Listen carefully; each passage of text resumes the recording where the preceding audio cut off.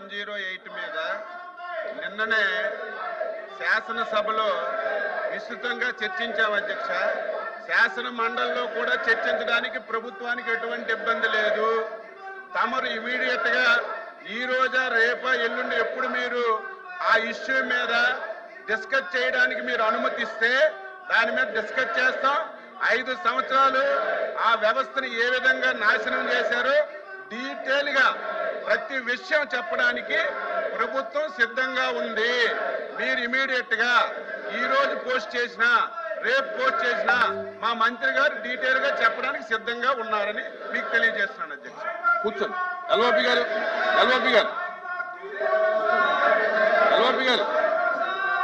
అరే ఎల్ఓపి గారు మాట్లాడుతుంటే మీ పక్ష నాయకుడు మాట్లాడుతుంటే కూడా మీరు ఆకపోతే ఎలాగయ్యా?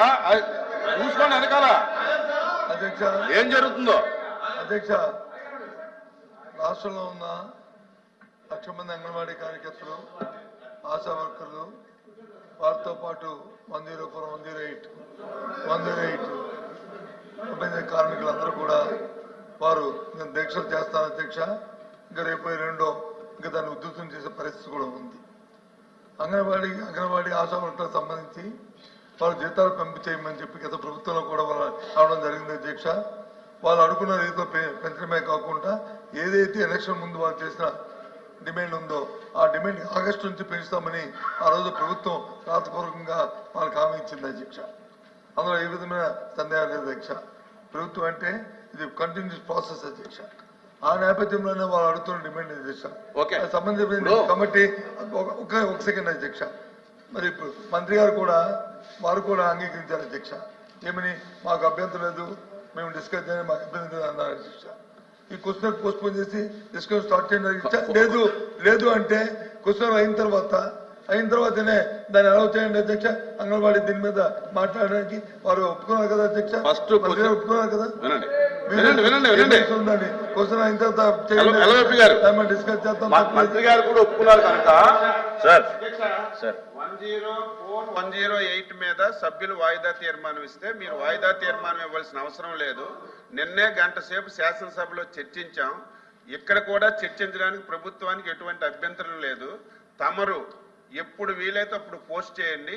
దాని మీద డీటెయిల్ గా గత 5 సంవత్సరాలు ఏం జరిగింది, ఇప్పుడు ఏం జరుగుతుంది మేము చెప్పింది 104, 108 మీద అధ్యక్ష. ఒక 100 సబ్జెక్టుల మీద వాయిదా తీర్మానాలు ఇస్తే అన్నిటి మీద చెప్పవలసిన అవసరం కూడా లేదు అధ్యక్ష. ఎల్ఓపి గారు, ఇప్పుడు మంత్రి గారు కూడా చర్చకు ఒప్పుకున్నారు కాబట్టి 104, 108 మీద మేము ఇచ్చిన వాయిదా తీర్మానం చూడండి అధ్యక్ష. వాయిదా తీర్మానం చూడండి. అంగన్వాడీ ఆశా వర్కర్లు వారికి సంబంధించిన జీతభత్యాల మీద, దాంతో పాటు ఏదైతే 108, 104 ఉన్నామో ఆ మూడింటి మీద ఇచ్చాము అధ్యక్ష. నాట్ ఓన్లీ 104 అధ్యక్ష. దీని మీద టీ బ్రేక్ అయిన తర్వాత నిర్ణయం తీసుకున్నారు.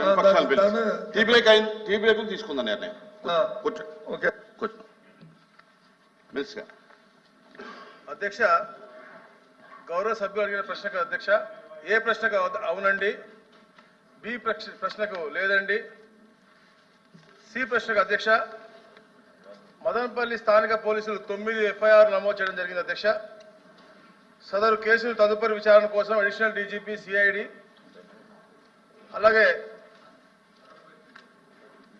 వారికి బదిలీ చేయడం జరిగింది అధ్యక్ష. అలాగే అధ్యక్ష ఈ యొక్క విచారణ పురోగతిలో ఉన్నది అధ్యక్ష. కేసుల యొక్క వివరాలన్నీ కూడా ఎనెక్సర్లో ఇవ్వడం జరిగింది అధ్యక్ష. అలాగే అధ్యక్ష 3 అధికారులు అధ్యక్ష, 2 ఆర్డీఓల్ని, 1 సీనియర్ అసిస్టెంట్ని కూడా ఈ కేసులో సస్పెండ్ చేయడం జరిగింది అధ్యక్ష. అధ్యక్ష రెవెన్యూ కార్యాలయాలకు మరియు ఉన్నటువంటి అన్ని కార్యాలయాలకు అధ్యక్ష బ్యాకప్ డేటా ఫైళ్లను రక్షణ కల్పించాల్సిందిగా, అలాగే మరియు రాత్రింబగళ్ళు కూడా భద్రత కల్పించాలని చెప్పేసి CCLA మెమో నంబర్ CORD 1/256/1-1/2024 తేదీ 23/7/2024 ద్వారా రాష్ట్రంలోని జిల్లా కలెక్టర్లందరికీ కూడా సర్క్యులర్ ఆదేశాలు జారీ చేయడం జరిగింది అధ్యక్ష. థ్యాంక్ యూ అధ్యక్ష. రామారావు అధ్యక్ష నమస్కారం. గత ప్రభుత్వంలో రాష్ట్ర వ్యాప్తంగా అనేక జిల్లాల్లో అసైన్ ల్యాండ్స్ అన్ని కూడా ప్రీహోల్డ్ చేసిన నాయకులు కానీ, అక్కడ మదనపల్లి ఏరియాలో మాజీ మంత్రి గారు కానీ అనేక వేల ఎకరాలు ప్రీ హోల్డ్ చేసిన విషయము మనం చూసాం. దానిలో అనేక అవకతవకలు ఉంటాయనే ఆలోచనతోటి ఆ రికార్డ్స్ అన్నిటిని కూడా 22 జూలైలో తగలబెట్టిన విషయము రాష్ట్ర వ్యాప్తంగా ప్రజలందరూ తెలుసు.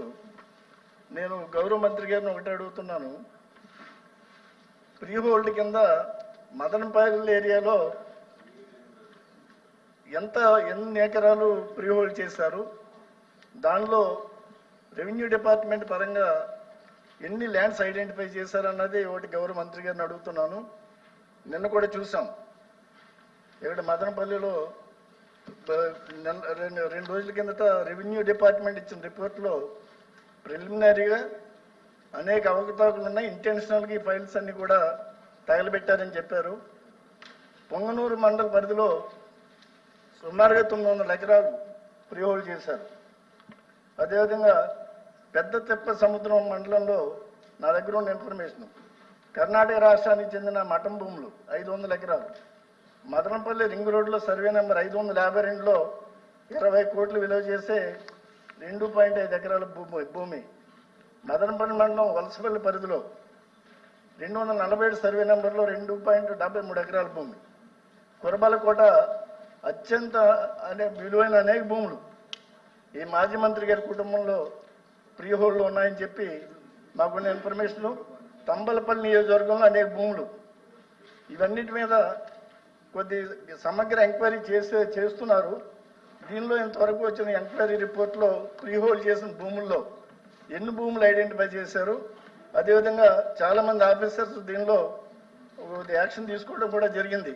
కాకపోతే ఇక్కడ నేను అడుగుతుంది ఏంటంటే గౌరవ మంత్రి గారిని మీ ద్వారా అసలు సూత్రధారులు ఎవరు, అసలు సూత్రధారులు బయటికి తీసుకురావాల్సిన అవసరం ఉందని చెప్పి గౌరవ మంత్రి గారు తెలియజేస్తూ దీని మీద వారిని మరికొంత ఇన్ఫర్మేషన్ మాకు ఇవ్వగలిగితే మాకు మీ ద్వారా బాగుంటుందని చెప్పి తెలియజేస్తున్నాం. ప్లీజ్ రాంభూపాల్ రెడ్డి గారు. సార్, ఈ ఏడాది జూలై 21వ తారీఖున ఒక ఎవరు ఊహించని విధంగా ఒక దుస్సంఘటన జరిగింది అధ్యక్ష. గతంలో ప్రమాదాల వల్ల కార్యాలయాలు కానీ భవంతులు కాలిపోయిన సంఘటనలు చూసాం. కానీ దురుద్దేశపూరితంగా ఒక కుట్ర కోణంలో జూలై 21వ తారీఖున మదనపల్లి సబ్ కలెక్టర్ కార్యాలయాన్ని దగ్ధం చేయడం జరిగింది అధ్యక్ష. కేవలం తాము చేసిన తప్పులు బయటికి వస్తాయి, దానివల్ల మేము శిక్షలు ఎదుర్కోవాల్సి వస్తుంది, మేము సంపాదించిన లక్షల కోట్ల రూపాయల సంపాదను వెనక్కి ఇవ్వాల్సి వస్తుందనే ఒక దుష్ట ఆలోచనతో దగ్ధం చేయడం అధ్యక్ష.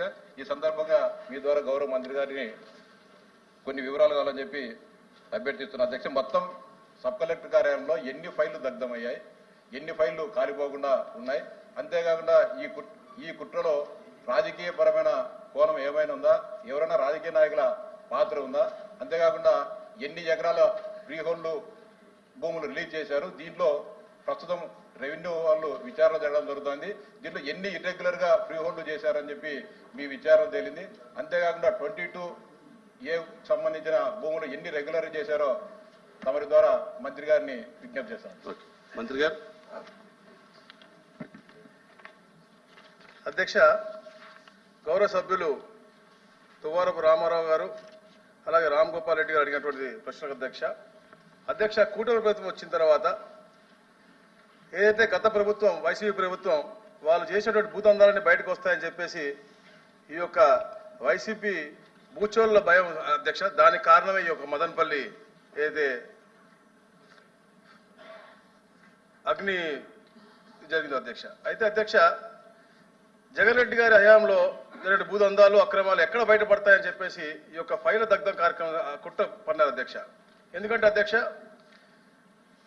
ఎప్పుడైతే జరిగిందో అధ్యక్ష ఆ రోజున పక్క రోజున మా స్పెషల్ సిఎస్ గారు, అంటే జరిగిన ప్రక్రియ మళ్ళీ చెప్తా అధ్యక్ష, మా స్పెషల్ సిఎస్ గారు పక్క రోజున వెళ్ళి అక్కడ ఉంటే కొన్ని గంటల్లోనే 500 పై చిలుకు కేవలం అక్కడ మాజీ మంత్రి పెద్దిరెడ్డి రామచంద్రారెడ్డి గారి మీద రావడం అంటే జరిగింది అధ్యక్ష. చెప్తున్నా అధ్యక్ష,